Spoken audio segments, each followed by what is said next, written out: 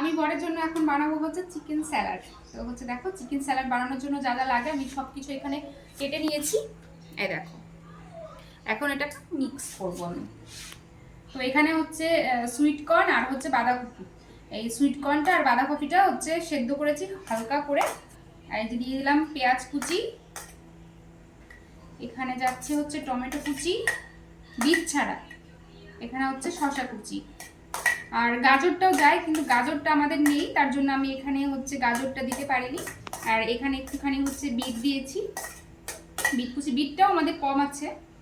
আর এই যে সেদ্ধ করা মানে লবণ দিয়ে সেদ্ধ করেছি চিকেনটা।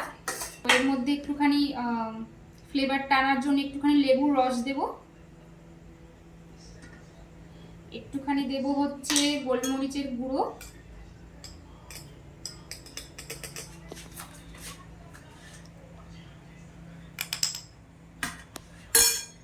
দেব হচ্ছে একটুখানি বিট নুন,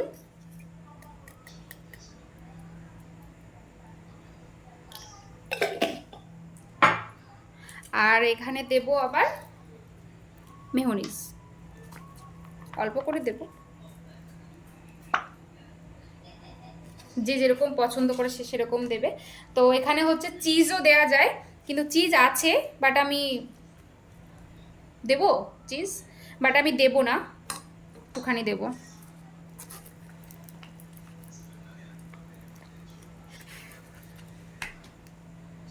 মেয়োনিজ, এটা কি বললাম আমি? চিজ। না না, মেয়োনিজ দিচ্ছি বাট এর মধ্যে হচ্ছে চিজও দেয়া যায়, তো চিজটা তো দেব না। আর কিছু দিতে হবে না। হ্যাঁ, চিকেন স্যালাড আমার হচ্ছে কমপ্লিট।